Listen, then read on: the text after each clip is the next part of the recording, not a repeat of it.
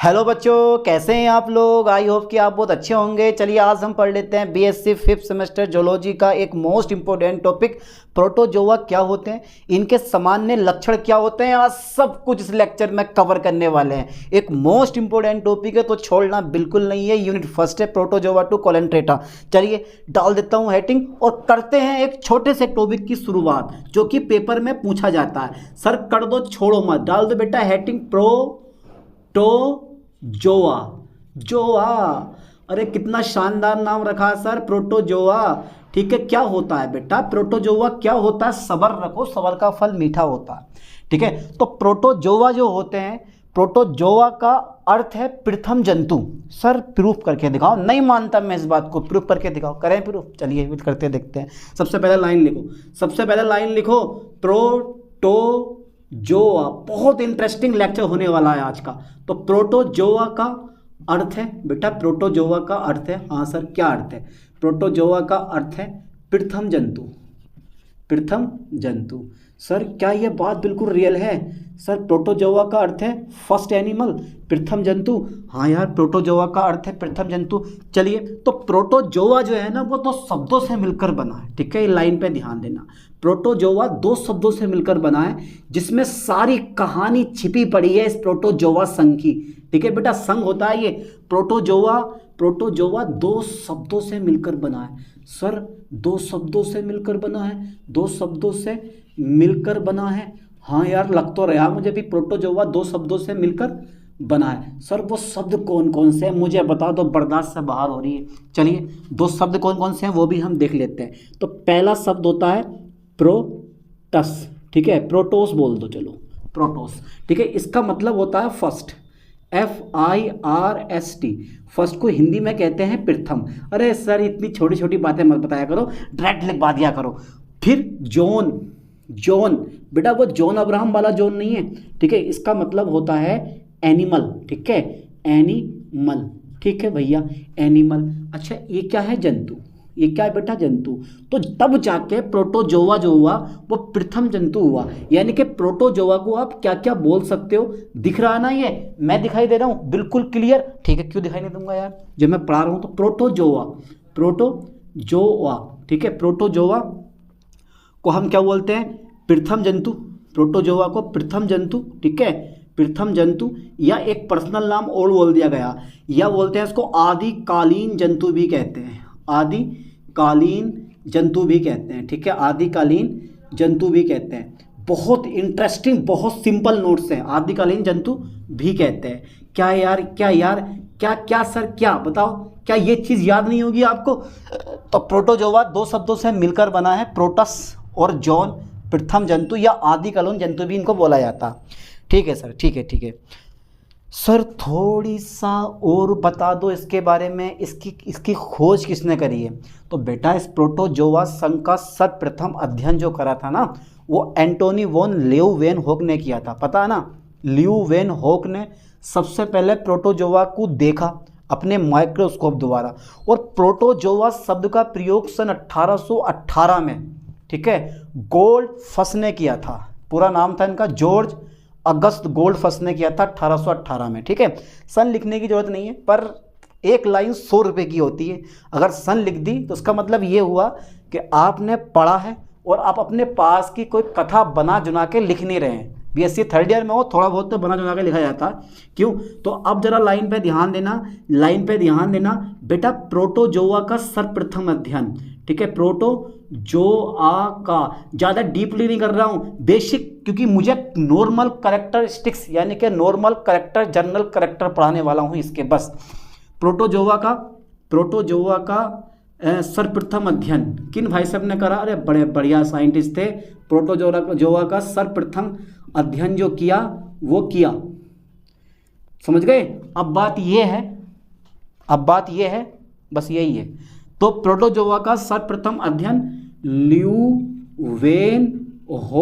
ल्यूवेनहोक ने किया। ठीक है, ने किया था। ठीक है, किया था। और प्रोटोजोआ शब्द का प्रयोग, ठीक है, प्रोटोजोआ शब्द का प्रयोग, ठीक है, शब्द का प्रयोग, ठीक है। प्रोटोजोआ शब्द का प्रयोग जो है ना बेटा किसने किया है, जल्दी बताओ। प्रोटोजोआ शब्द का प्रयोग सन 1818 में, 1818 में। बहुत बढ़िया, बहुत बढ़िया। शॉर्ट में लिख दूं, शॉर्ट में लिख दे रहा हूँ, पूरा नाम तुम खुद से लिखना। पूरा नाम क्या था, जॉर्ज यानी कि जी अगस्त, ठीक है। और किसने, गोल्डफस ने, GOLD गोल्डफस ने किया था, ठीक है बेटे, ने किया था सर। बस बस बस बस, अब बहुत है इतना। ये सर नॉर्मल चीज़ें आपने इसके बारे में बता दी, इतनी काफ़ी है, इतने में हम खुश हो गए, खुश हो गए, ऐसे ही हो जाओगे बेटा। तो प्रोटोजोआ शब्द का प्रयोग सर 1818 में किसने करा था, जॉर्ज अगस्त गोल्डफस ने किया था। प्रोटोजोआ शब्द का प्रयोग सबसे पहले और खोज सबसे पहले किसने करी थी, इन भाई साहब ने करी थी। कहाँ है भाई साहब, ये रहे, ल्यूवेनहोक ने किया था, ठीक है। चलिए अब इसका नॉर्मल करेक्टर डाल दो, hating, normal character of protozoa. Sir इसके कुछ एनिमल के नाम तो बता दो, इस संघ में कौन कौन से एनिमल आते हैं। अब कक्षा 8 से आप लोग पढ़ते आ रहे हो, 12th में आपने पढ़ा, क्या पैरामीशियम नहीं पढ़ा, फिलहाल नहीं देखा होगा, कोई बात नहीं। अमीबा आपने नहीं पढ़ा, फिलहाल नहीं देखा, कोई बात नहीं, ठीक है। प्लाज्मोडियम आपने नहीं देखा, कोई बात नहीं। अरे यार इतने सारे नाम मैं आपको कैसे बता दूं, जल्दी बताओ। ये सब आपके देखा हुआ है, युगलीना कभी नहीं देखा, किताबों में जरूर देखा होगा, है ना। ये सब जो है प्रोटोजोआ संघ का, 3 नाम याद कर लो, अमीबा, युगलीना, पैरामीशियम, ठीक है। अमीबा, युगलीना, पैरामीशियम, प्लाज्मोडियम, ये सब के सब जंतु जो होते हैं वो इस प्रोटोजोआ संघ के होते हैं। 50,000 प्रजातियों से भी जाति प्रजाति इस प्रोटोजोआ संघ में रखी गई हैं और ये तीसरा सबसे बड़ा समूह है, ठीक है। चलिए इसके बाद देखते हैं नेक्स्ट पॉइंट पे। अब इतना मैं बेसिक मैं ज़्यादा नहीं करवा रहा हूँ, जो आप लिख के आ सको, जिससे काम चल सके पेपर में, वही लिखवा रहा हूँ और वही आपको भी लिख के आना है, ऐसे मेन पॉइंट। ये नहीं कि लिखे जा रहा है, ले दो मतलब दे दो मतलब, मेन पॉइंट बढ़िया करके हेडिंग डाल के। और चाहो ना तो इसको और अच्छे से ना पेपर में ऐसे करके, ताकि टीचर को लगे कि यार सच में बंदे ने मेहनत करी है और लिखा है अच्छे से, ठीक है। पॉइंट बाय पॉइंट, पर पॉइंट बाय पॉइंट बना के लिखना, वही पॉइंट जो आपको क्लियर पता हो, कहीं पता चले गल सब कुछ, ठीक है। चलो अब आगे देखते हैं। डाल दो नॉर्मल कैरेक्टरिस्टिक्स। सर हम तो डाल देंगे हेडिंग, डालो बेटा जरा नॉर्मल या जनरल लिख दो यार। सामान्य लक्षण, सामान्य लक्षण बड़ा ये जरूरी है, ये पेपर में आते हैं। जर्नल, ठीक है, करेक्टर्स, ठीक है, या नॉर्मल कैरेक्टरिस्टिक्स भी आप लिख सकते हो बेटा। जो हेडिंग हुआ करे ना बढ़िया करके, उसको ऐसे बना के लिखा करो, ऐसे बना के लिखा करो, ठीक है, ऐसे करके। हार हो जाती है जब मान लिया जाता है, ये लाइन मुझे बड़ी प्यारी लगती है कि हार हो जाती है जब मान लिया जाता है, जीत तब होती है जब ठान लिया जाता है। समझ गए। चलिए तो जर्नल कैरेक्टर्स डाल दो हेडिंग। सामान्य लक्षण इसको हिंदी में बोला जाता है। ना समझ में आ रहा, अरे यार क्या चुप जाओ यार, क्यों समझ में नहीं आ रहा इतना छोटा पॉइंट। पहला नंबर पकड़ लो सर, पकड़ लिया पहला number, size and shape. Size and shape, यार साइज की स्पेलिंग क्या होती है भाई, मैं तो साइज की स्पेलिंग भूल गया सर। सर भूल गए बेटा, कैसे भूल गए, साइज एंड शेप। चलिए साइज एंड शेप यानी कि आकार और आकृति। आकार और आकृति के बारे में थोड़ा सा डिस्कस करते हैं। देखो क्योंकि इस संघ में 50,000 प्रजातियों से ज़्यादा प्रजाति, मतलब 50,000 जंतुओं की प्रजातियां, तो सिंपल सी बात है हर प्रजाति यानी कि जो जंतु होंगे उनका आकार थोड़ा बहुत चेंज होगा। तो सबसे पहला पॉइंट ये ध्यान देना है बेटा, सबसे पहला पॉइंट ध्यान देना है। सबसे पहला पॉइंट देखो, यानी कि कॉमन बता रहा हूं मैं, कॉमन साइज, सामान्य आकार जो होता है, लाइन पर ध्यान देना बेटा, यानी कि सामान्य आकार। शॉर्ट लिखूंगा बहुत ज़्यादा समझ जाओगे। सामान्य जो आकार होता है ना इसका, वो बेटा 1 माइक्रोन से, ठीक है, 1 माइक्रोन से और 300 माइक्रोन, ठीक है, तक होता है, ठीक है। और ऐसे नहीं कि बेटे ये इतने छोटे होते हैं, कुछ 2 mm के भी होते हैं, कुछ 20 सेंटीमीटर, कुछ किसी के भी, क्योंकि 50,000 प्रजातियां हैं यार, सिंपल सी बात है। तो बेटा जैसे हमारा 1 माइक्रोन का जो व्यास है ना, अगर मैं एग्जाम्पल लिखूं, क्योंकि आप 12th क्लास में नहीं हो कि एग्जाम्पल के बिना काम चल जाएगा, यहाँ देना पड़ेगा। प्लाज्मोडियम का नाम सुना होगा आपने, प्लाज्मोडियम, ठीक है, ये हो गया, ठीक है बेटा। अच्छा 300 माइक्रोन वाला भी कोई ना कोई है, कोई ना कोई है सर, पैरामीशियम, नाम सुना है बेटा पैरामीशियम का। सर इसका नाम तो हमने बचपन से सुनते आ रहे हैं, ठीक है। और एक होता है नोक्टिलूसा, नोक्टिलूसा जिसका जो आकार होता है ना वो 2 mm होता है, ठीक है, लगा लो हिसाब, ठीक है, यानी कि 2 mm जो होता है ना वो इसका आकार होता है नोक्टिलूसा। बेटा इनका नाम याद करने बड़े ज़रूरी हैं, ठीक है, नोक्टिलूसा। तो बेटा फोकस करना, ये सब के सब हमारे क्या है, प्रोटोजोआ संघ के एनिमल होते हैं। चलिए आकृति की बात करते हैं, तो साइज की बात कर ली हमने, आकृति की बात करते हैं। आकृति देखो, या तो ये गोल हो सकते हैं, ये लंबवत हो सकते हैं, ये अनियमित हो सकते हैं, द्विआर्य सममित वाले हो सकते हैं। तो मैं यहाँ पे लिख रहा हूँ कि ये इनका जो साइज, इनका जो शेप होती है ना, शेप मतलब, अरे साइज और शेप में क्या अंतर होता है? साइज आकार छोटा बड़ा, और शेप मतलब उसकी आकृति वो देखने में कैसे लगता है, ठीक है। तो इनका जो वो होता है ना, इनकी जो शेप होती है, यानी कि आकृति जो होती है, इनकी शेप जो होती है वो या तो बेटा गोल होगी, ठीक है, या लंबवत होगी, ठीक है, लंबवत होगी, ओके, लंबवत होगी, लंबवत, या कैसी होगी, या अनियमित, ठीक है, अनियमित होती है, अनियमित होती है। बस बहुत है, इतने ही बहुत है, बस इतने लिखे जाओ। अच्छा, सेकंड नंबर है, दूसरा नंबर आता है मेरे पास बॉडी ऑर्गेनाइजेशन, यानी कि शारीरिक संगठन, बॉडी ऑर्गेनाइजेशन, ठीक है, बॉडी ऑर्गेनाइजेशन। बेटा बॉडी ऑर्गेनाइजेशन समझते हो ना आप? देखो, इसका जो काय द्रव्य होता है और जो जनन द्रव्य होता है, जिसको आप बोलते हो सोमेटोप्लाज्म, और एक और होता है जर्मप्लाज्म, में विभेद नहीं होता, ठीक है, जिसके कारण इनकी प्राकृतिक मृत्यु नहीं होती, ठीक है। इस बात पे जरा थोड़ा ध्यान देना बेटा। बॉडी ऑर्गेनाइजेशन में मैं ज़्यादा लिखवाने वाला नहीं हूँ, थोड़ा सा लिखवाऊंगा मैं। कौन कौन से हिंदी में कहते हैं काय द्रव्य और जनन द्रव्य में विभेदन नहीं होता है, जिसके कारण इनकी प्राकृतिक मृत्यु नहीं होती। ये लाइन पे फोकस करना है ठीक से। मैं इस लाइन को लिखने वाला हूँ, क्या लिख दूँ, हिंदी में लिख दूँ, इंग्लिश में लिख दूँ यार? चलो इंग्लिश में दे रहा हूँ मैं, सोमैटो, ठीक है, जोमेटो नहीं बेटे, सोमेटो प्लाज्म, ठीक है, जिसको कहते हैं काय केंद्रक, यानी कि काय द्रव्य, तथा जनन द्रव्य जिसको बोलते हैं हम जर्म, GERM, जर्म प्लाज्म, ठीक है, जर्म प्लाज्म में विभेदन नहीं होता है, में बेटा विभेदन नहीं होता, ठीक है, लाइन पे ध्यान देना, विभेदन नहीं होता है, ठीक है, नहीं होता है, ठीक है, जिस कारण इनकी, लाइन पर फोकस करें, जिस कारण इनकी प्राकृतिक मृत्यु नहीं होती, इनकी प्राकृतिक मृत्यु नहीं होती। मैं बहुत शॉर्ट लिखवा दूंगा, आसानी से समझ जाओगे आप, जिस कारण इनकी प्राकृतिक मृत्यु नहीं होती है, ठीक है, नहीं होती है। हम राइट, ओके सर, बहुत बढ़िया, मज़ा आ गया सर इस पॉइंट में, इस पॉइंट में तो मज़ा आ गया सर।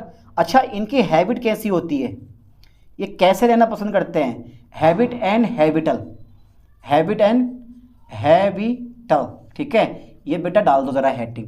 तो एक तो हमारा हेडिंग ये आ गया, और फिर से अगेन हमारा हेडिंग एक ये आ गया, तीसरा नंबर, हैबिट एंड हैबिटल, ठीक है। अच्छा, ये हैबिट कैसी होती है इनकी, जल्दी बताओ बेटा, हैबिट कैसी होती है, ये बड़ी ज़रूरी है। हैबिटल का मतलब कहाँ रहते हैं, हैबिट, ठीक है, क्या होती है, और हैबिटल मतलब इनका वास कहाँ है, इनका स्थान कहाँ रहना पसंद करते हैं ये। तो पहला पॉइंट मैं आपको बता दूं, सिंपल सी बात है, सिंपल सी बात है बेटा, सिंपल सी बात है, जो ये हैबिट है ना वो इनकी एकल होती है, या जो होती है ना कॉलोनी जिसे बोलते हैं, ये किसकी कॉलोनी है, जिसमें बहुत सारे घर हो जाते हैं, ऐसी कॉलोनीज बनाते हैं ये, ठीक है, कॉलोनी बनाते हैं, और उस कॉलोनी में समान जितने भी प्राणी होंगे वो समान होंगे, और कैसे होंगे, स्वतंत्र होंगे। लाइन पे ध्यान देना इस चीज़ को। रहने की बात करते हो आप, कहाँ रहते हैं, अरे हैबिट तो तुम समझ गए, कहाँ हैबिट होती है, तो इस संघ के जितने भी प्राणी होते हैं वो समान और कहाँ रहते हैं, एक तो समान होते हैं, दूसरा पॉइंट स्वतंत्र होते हैं, और कॉलोनी बना के रहते हैं। रहते कहाँ हैं, तो ये अलवणीय जल में रह सकते हैं, लवणीय जल में रह सकते हैं, नम्र मृदा में रह सकते हैं, कुछ पैरासाइट होते हैं जो कि जंतुओं के ऊपर या अंदर हो सकते हैं। तो ये सब कुछ अब लिखने वाला हूँ मैं, ध्यान देना, ये सब कुछ मैं लिखने वाला हूँ, लिख के ही मजा आता है। जल्दी फास्टली यहाँ तक का स्क्रीनशॉट ले लो, मैं इसको इरेज करने वाला हूँ, इसको करूँगा इरेज में, इसको मैं इरेज करूँगा, ठीक है, इसको मैंने क्या कर दिया बेटा, इरेज कर दिया, ठीक है। देखो लिखने का तरीका देखो, तुम समझते हो, लिख भी दोगे कि कुछ अधिकांश जो होते हैं वो जलवासी होते हैं, ठीक है, समुद्र में रहना पसंद करते हैं, जो फ्री लिविंग होते हैं। चलिए मैं इतना डेटा लिखवा दूंगा आपको, घबराओ मत। तो बेटा ये जो होते हैं ना, यानी कि इस संघ के जितने भी प्राणी होते हैं, फोकस करें लाइन पर बेटा, इस संघ के जो प्राणी होते हैं ना, इस संघ के जो प्राणी होते हैं, ठीक है, इस संघ के प्राणी, ठीक है, कॉलोनीज, ठीक है, बनाकर रहते हैं, बना कर रहते हैं, ठीक है। इस संघ के जितने भी प्राणी होते हैं वो कॉलोनीज बनाकर रहते हैं। और इसमें जो होती है ना, इसमें कॉलोनी में, इसमें समान तथा स्वतंत्र प्राणी होते हैं, स्वतंत्र प्राणी होते हैं, ठीक है। बस ये लाइन मैंने लिख दी, होते हैं। अब रहते कहाँ हैं, रहते कहाँ हैं, तो बेटा रहने की जगह कहाँ होती है मैं तुम्हें बताऊं। तो ये जो होते हैं ना, ये जो होते हैं बेचारे कहाँ रहते हैं, कोई ना कोई जगह होगी। ये जो होते हैं, ठीक है, एक तो तुम्हारा होता है लवड़िए, लवड़िए जल, लवड़िए जल भी हो सकता है, ठीक है। दूसरा हमारा लवड़िए जल भी हो सकता है, ठीक है, लवड़िए जल भी हो सकता है। तीसरा हमारा नम्न मृदा भी हो सकती है, नम्न मृदा। अभी सब लिखवा दूंगा, घबराओ मत, कि बाहर मैं कहीं गया नहीं हूँ, मैं यहाँ ही हूँ। नम्न मृदा हो सकती है, या ठीक है, या पोषक जो होता है जहाँ से भोजन प्राप्त होता है, पोषक, चलो ऐसे लिख दो, पोषक के शरीर में रहते हैं, पोषक के शरीर में रहते हैं, ठीक है। ये इतने पॉइंट हमारे आ गए। फॉर एग्जाम्पल तुम्हें बता दूं मैं, देखो इसको समझने के लिए ना एक छोटी सी बात मैं बता दूं आपको, जिसे आप समझ जाओगे। तो जितने भी हमारे पैरासाइट होते हैं, परजीवी होते हैं, वो जंतुओं या पौधों के ऊपर या अंदर वास करते हैं, लेकिन आर्द्रता का होना जरूरी है, नमी का होना जरूरी है। अच्छा ये बताओ, पैरामीशियम और युग्लिना कहाँ रहते हैं? आप कहोगे सर पैरामीशियम और युग्लिना जो होते हैं ना, वो लवड़ीय जल में रहते हैं, ठीक है। अच्छा अमीबा कहाँ रहता है? वो नम्न मृदा में रहता है, बात बिल्कुल सही है। तो समुद्र में कौन रहता है भाई? जो जलवासी होते हैं वो रहते हैं। जितने भी फ्री लिविंग प्रोटोजोआ होते हैं ना, वो सब के सब क्या होते हैं? जलवासी होते हैं, और समुद्र में रहना पसंद करते हैं, लवड़ीय जल में रहना पसंद करते हैं। ध्यान देना, ये लाइन में मैं लिखवाने वाला हूँ, बहुत मोस्ट फैक्ट है। तो बेटा समान तथा स्वतंत्र प्राणी होते हैं, यानी कि इस संघ के प्राणी कॉलोनीज बनाकर रहते हैं, इसमें समान तथा स्वतंत्र प्राणी होते हैं, ठीक है। ये लवड़ीय जल, नम मृदा या पोषक के शरीर में रहते हैं। तो लाइन पे ध्यान देना, जितने भी फ्री लिविंग होते हैं, फ्री लिविंग मतलब समझते हो आप? फ्री लिविंग प्राणी जितने भी हैं हमारे इस संघ के, फ्री लिविंग प्राणी जो होते हैं वो अधिकांश जलवासी होते हैं, ठीक है। अधिकांश कैसे होते हैं बेटा? जलवासी होते हैं, ठीक है। चलिए, जलवासी होते हैं, ओके ओके, जलवासी होते हैं। जो कहाँ रहते हैं? जो समुद्री जल, जो समुद्री तथा लवड़ीय जल में रहते हैं, तथा लवड़ीय जल में रहते हैं, बस बस बस बस, लवड़ीय जल में रहते हैं, ठीक है ठीक है। अच्छा एक पॉइंट मैं आपको बता दूं, जो हमारा पैरामीशियम है ना, पैरामीशियम, ओके सर, पैरामीशियम, और हमारा बेटा तथा युगलीना, जो हमारा ये युगलीना है, ठीक है। पैरामीशियम तथा ये जो हमारा युगलीना है, ठीक है। ये लाइन पे ध्यान देना, पैरामीशियम तथा युगलीना ये कहाँ रहते हैं? ये रहते हैं बेटे लवड़ीय जल में, लवड़ीय जल में, ठीक है। मैं ज़्यादा नहीं, बस थोड़ा सा लिखवाऊंगा, लवड़ीय जल में रहते हैं। और जो अमीबा होता है ना, अमीबा, ये जो हमारा अमीबा है, अमीबा कहाँ रहता है सर? सर ये अमीबा बता दो, अमीबा कहाँ रहता है? अबे यार अमीबा का ना पता आपको, कहाँ रहता है अमीबा? जल्दी बताओ फास्टली, अमीबा कहाँ रहता है? ये रहता है नम मृदा में, ठीक है। नम्न मृदा में क्या करता है ये बेटा? रहता है। बस इतना ही बहुत है, काफ़ी हो गया, समझ गए होगे। जितने भी फ्री लिविंग प्राणी होते हैं वो जलवासी होते हैं, समुद्री तथा लवड़ीय जल में रहते हैं। पैरामीशियम, युगलिना लवड़ीय जल में, और अमीबा जो होता है नम्न मृदा में। देखो मैं नॉर्मल करेक्टर तो करवा रहा हूँ, लेकिन लॉन्ग क्वेश्चन के हिसाब से, ताकि आप पेपर में लिख के आ सको, कुछ तो पता हो, ठीक है।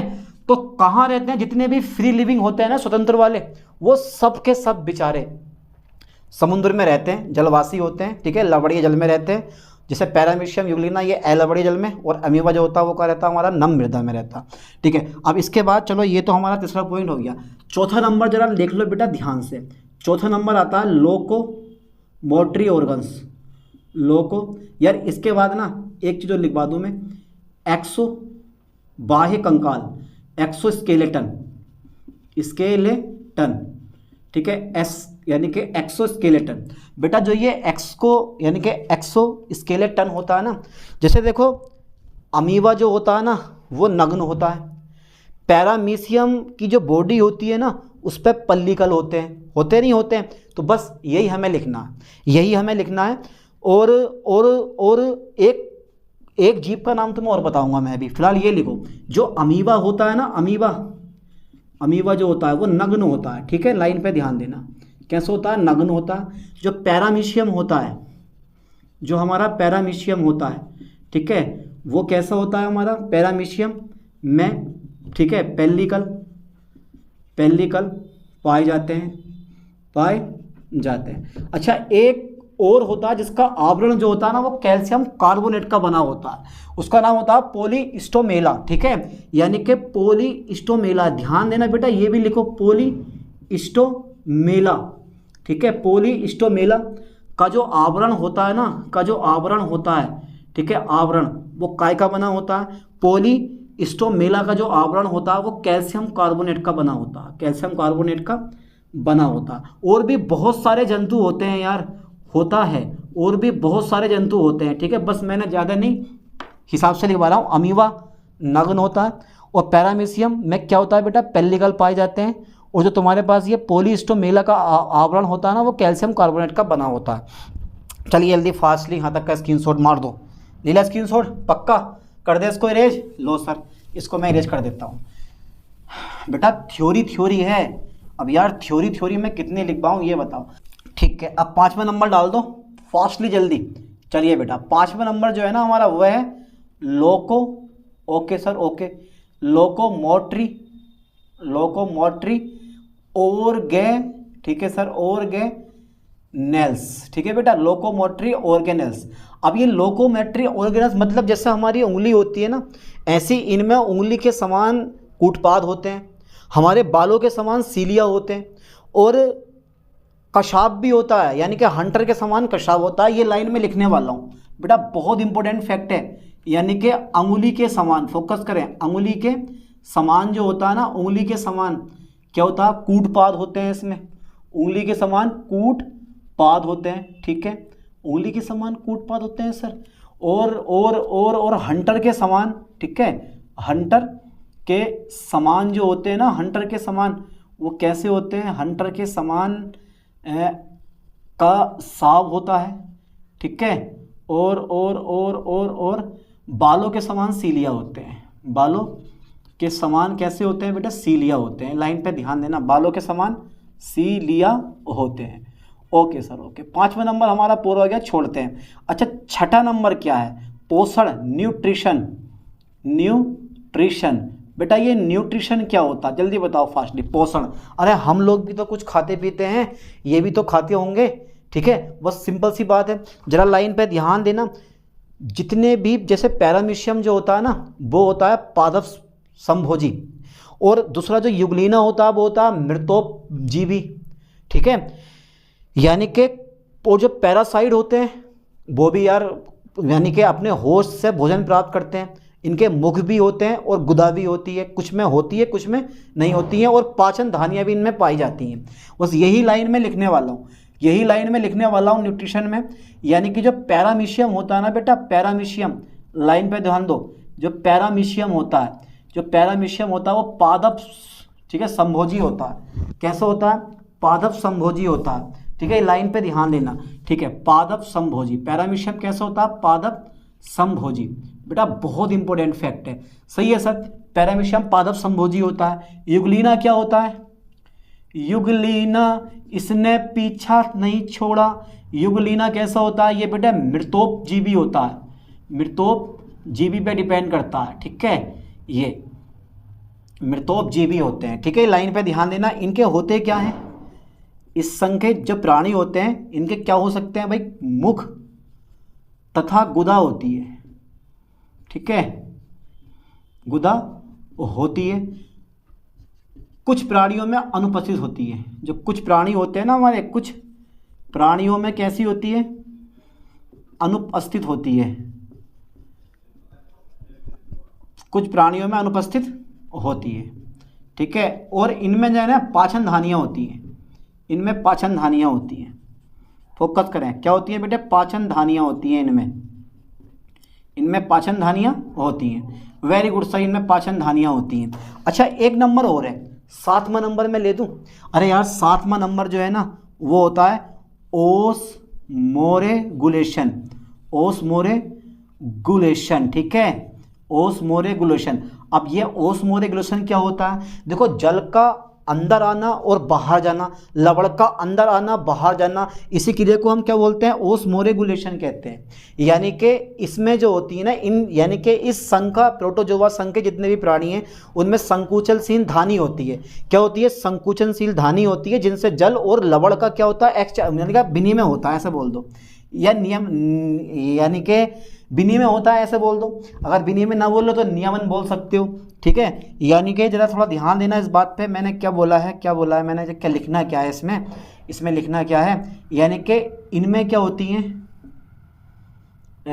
संकुचनशील, लाइन पे फोकस करो, संकुचनशील धानियाँ होती हैं, ठीक है, संकुचनशील धानियाँ होती हैं, ठीक है बेटा, धानियाँ होती हैं। इनमें संकुचनशील धानियाँ होती हैं, जिनसे होता क्या है? बस थोड़ा सा और रह गया, 8 नंबर लिखवा दूंगा, ठीक है। इनमें संकुचनशील धानियाँ होती हैं, जिनसे जल तथा लवण का नियमन होता है, ठीक है बेटा, नियमन होता है। अच्छा एक नंबर और लिख लो यार, कहीं ना कहीं से ये सांस भी तो लेते होंगे भाई, रिस्पायरेशन, यानी कि श्वासन तथा उत्सर्जन भी करते होंगे ये, एंड, ठीक है, एक्सक्रेशन। तो बेटा ये जो श्वासन लेते हैं ना और एक्सक्रेशन करते हैं, ये सब बाहरी सतह से करते हैं। जो इनके शरीर की सतह होती है ना, वहीं से ये सब कुछ करते हैं, ठीक है। यानी कि शरीर की सामान्य सतह से विसरण द्वारा ये क्या करते हैं? रेस्पायरेशन और एक्सक्रेशन करते हैं। ये लाइन पे ध्यान देना, मैं इस लाइन को लिख दे रहा हूँ, यानी कि यह, ठीक है, यह रेस्पायरेशन और एक्सक्रेशन, ठीक है, शरीर की सामान्य सतह द्वारा करते हैं। यह संकुचनशील वैक्यूलस होता है, रिक्तिकाएं होती हैं वहां से करते हैं। लेकिन इतनी लंबी कौन लिखवा है? शॉर्ट में लिखवा दे रहा हूं। यह जो होता है वो होता है, यह रेस्पायरेशन, ठीक है बेटा, यह रेस्पायरेशन एंड एक्सक्रेशन, बड़ा ये बना दो यहाँ पे हेडिंग में, एक्सक्रेशन, ठीक है, शरीर की, ओके, शरीर की सामान्य सतह द्वारा करते हैं, सामान्य, ठीक है, सतह द्वारा करते हैं, ठीक है। चलिए, जनन भी तो करते होंगे भाई, रिप्रोडक्शन भी तो करते होंगे ये। जल्दी फास्टली स्क्रीनशॉट ले लो, यहाँ तक का ले लिया? ओके, कितने हो गए? 8 नंबर हो गए। बस 8-9 नंबर बहुत हैं, बस इतने छोड़ देंगे, क्यों? 8-9 नंबर काफ़ी होते हैं, और क्या 50 नंबर करवाऊँ भाई? इतने ही बहुत है। चलिए, रिप्रोडक्शन 8वां नंबर है, 7, 8, 9वां नंबर है ये। चलिए, रिप्रोडक्शन, ठीक है, रिप्रोडक्शन। बेटा रिप्रोडक्शन जब करोगे ना, देखो इसमें अलैंगिक और लैंगिक जनन दोनों पाए जाते हैं। अलैंगिक जनन जो होता है वो द्विखंडन, बहुखंडन या मुकुलन द्वारा होता है, और जो लैंगिक जनन होता है वो संयुग्मन द्वारा होता है, ठीक है। और संयुग्मन तुम्हें पता है किसे कहते हैं? यानी कि इनमें, यानी कि इस संघ के प्राणियों में, इस संघ के, ठीक है, इस संघ के प्राणियों में, ठीक है सर, इस संघ के प्राणियों में अलैंगिक, ओके सर, अलैंगिक तथा लैंगिक, ठीक है, अलैंगिक तथा लैंगिक जनन दोनों पाए जाते हैं, दोनों पाए जाते हैं, ठीक है, दोनों पाए जाते हैं। Okay sir, okay. अब बेटा जो अलैंगिक जनन होता है ना, ये भी तो होता है ना, अलैंगिक जनन जो होता है, अलैंगिक जनन जो होता है वो या तो द्वारा होगा, द्विखंडन द्वारा हो सकता है, ठीक है, या बहुखंडन द्वारा हो सकता है, बहुखंडन द्वारा हो सकता है, या मुकुलन द्वारा होता है, या मुकुलन द्वारा होता है, ठीक है, मुकुलन द्वारा होता है। और एक बात मैं आपको और बता दूं, जो लैंगिक जनन होता है वो संयुग्मन द्वारा होता है, ये सब पता है आपको, ठीक है, लिखवा दे रहा हूँ मैं, लैंगिक जनन, ठीक है, संयुग्मन द्वारा होता है, ठीक है।